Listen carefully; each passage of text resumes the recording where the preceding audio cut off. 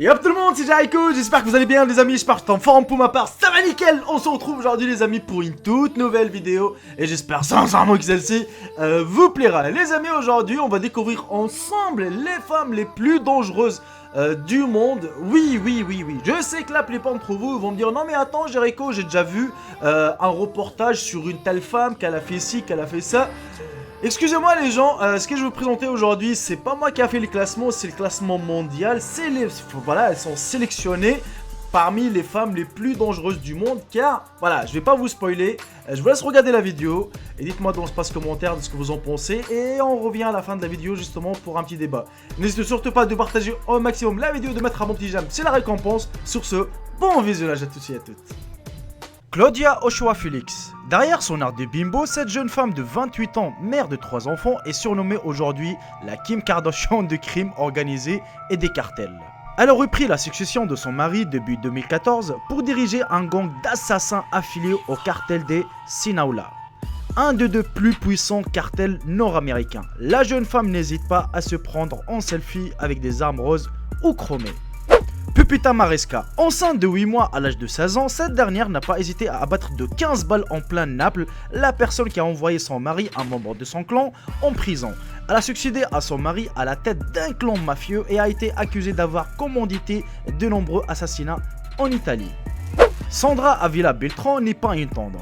Celle que l'on surnomme la reine du Pacifique, fut dirigeante du cartel Beltrán Leiva, une organisation criminelle mexicaine. Elle est connue pour avoir été également la femme de 2 chefs de la police mexicains corrompus. Le 28 septembre 2007, elle a été inculpée de crimes organisés, blanchiment d'argent et trafic de drogue. Depuis février 2015, elle a été remise en liberté. Le cartel aujourd'hui dessous est allié désormais au cartel de Juarez, très puissant au Mexique. En septembre 2012, l'arrestation d'Anna Cristina a fait la une des journaux à travers le monde lorsqu'une enquête a révélé qu'elle était leader d'un réseau de prostitution internationale pour personnes fortunées.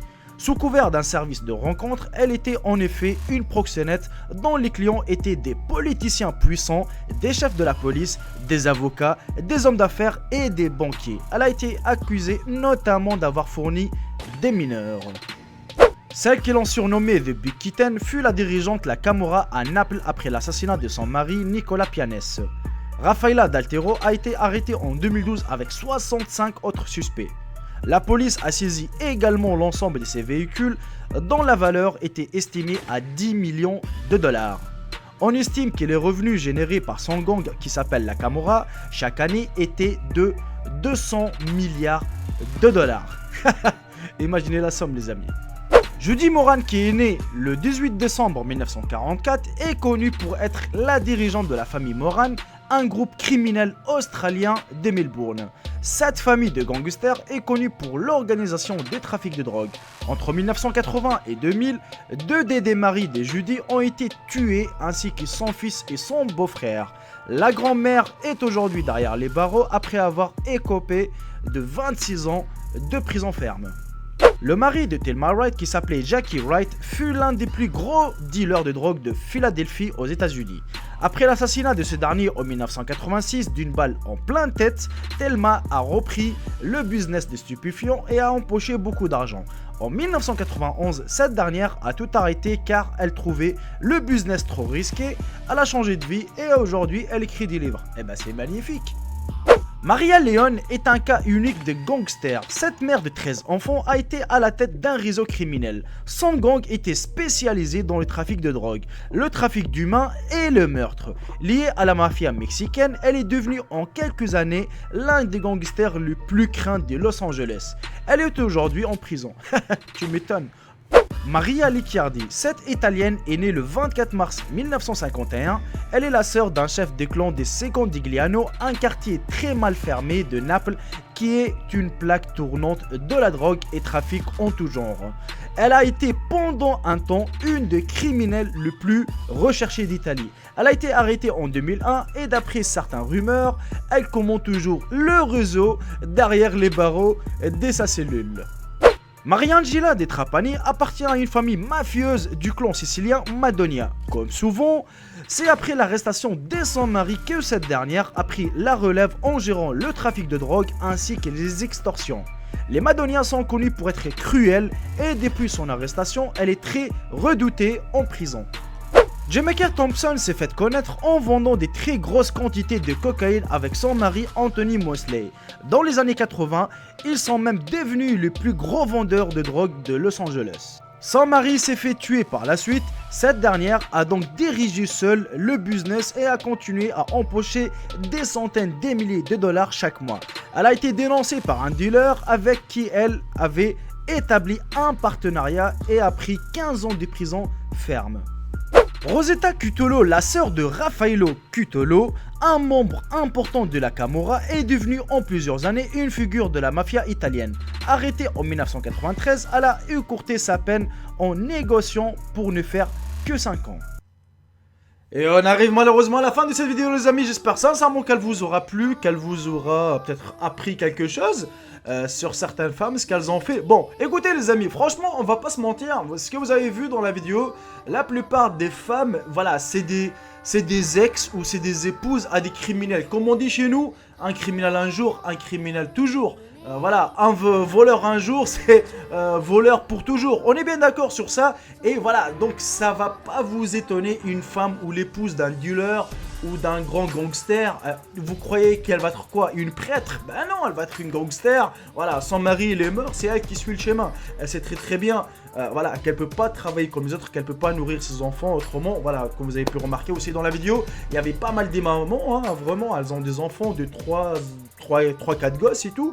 Et je pense qu'ils même ils ont éduqué leurs enfants de la même façon comment elles vivaient, donc en mode gangster, voleuse, tueuse, ainsi de suite. Mais pour moi, ça reste pas vraiment les femmes les plus dangereuses du monde. Ok, tout simplement, car voilà, je vais vous donner mon simple avis les amis, et n'hésitez surtout pas de me dire le vôtre dans l'espace commentaire. Bon, comme je vous ai dit, une femme d'un gangster, voilà, on le sait tous, c'est une gangster aussi, voilà. Mais les femmes les plus dangereuses du monde, car j'ai déjà vu, j'ai déjà même lu des articles sur certaines femmes que je peux les considérer, c'est même pas des tueuses, enfin c'est plus dangereuses. Les plus horribles, mais carrément du monde. Imaginez-vous, chez moi en Tunisie, c'est passé pas en France, hein, c'est passé en Tunisie, l'an 2013, si je me rappelle, une infirmière, on va dire plutôt une sage-femme, je sais pas, dites-moi ça dans l'espace commentaire aussi. Vous voyez l'infirmière qui s'occupe des nouveau-nés, voilà tout simplement. Et ben elle, vous imaginez ce qu'elle a fait ou pas? C'est pas qu'elle les tuait ou qu'elle les frappe, non, rien du tout. Elle changeait les enfants des autres. Oui, par exemple, moi, ma femme, par exemple, elle a eu un garçon, et celle qui dort dans l'autre chambre, elle a eu une fille. Eh ben, elle va changer, elle va faire l'échange. Elle s'amusait comme ça pendant 5 ans, elle a changé les enfants de tout le monde.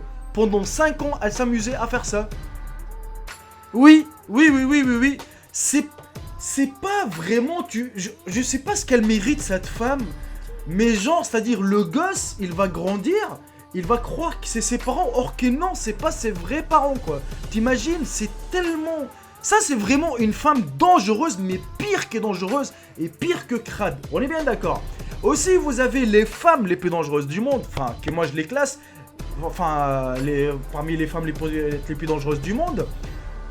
Les femmes qui salissent, on va dire plutôt qui parlent au nom de la religion. Par exemple, une femme qu'elle porte le niqab ou le hijab ou ce que vous voulez, elle parle au nom d'Allah, elle parle au nom de l'islam. Moi, je suis musulman, nanani, nananer.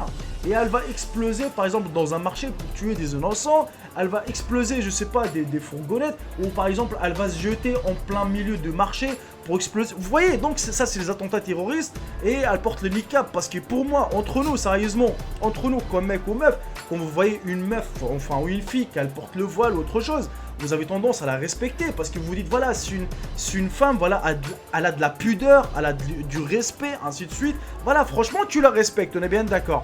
C'est comme si tu croises les belles-sœurs, vous voyez, avec leur petite voile et tout. Franchement, tu la respectes, tu lui dis bonjour, tu oses même pas le regarder dans les yeux. Et ça, c'est genre des gens, par exemple, elle, derrière son voile, tu sais pas ce qu'il cache, hein. Mais tu sais même pas, peut-être c'est un démon, mais c'est vraiment un démon qui se cache derrière ce voile-là. Et ça, c'est parmi les femmes les plus dangereuses au monde, pour moi, car tout simplement, ces gens-là, ils parlent au nom d'Allah, au nom de la religion, ainsi de suite, et ils vont exploser, par exemple, ce qui s'est passé au Canada. Voilà, ces derniers jours, c'est tellement horrible, c'est tellement moche. Mais bon, qu'est-ce que vous voulez qu'on fasse? Bah, c'est comme ça, les amis. N'hésitez pas à me dire dans le space commentaire vos avis. Sur ce, je souhaite que vous avez apprécié la vidéo. N'hésitez surtout pas de la partager et de mettre un bon petit j'aime comme d'habitude les amis. Sur ce, je vous embrasse tous et je vous dis à très bientôt pour une nouvelle vidéo. Salut tout le monde, c'était Jericho, bye bye, ciao ciao. Je vous aime tous mes frères et sœurs.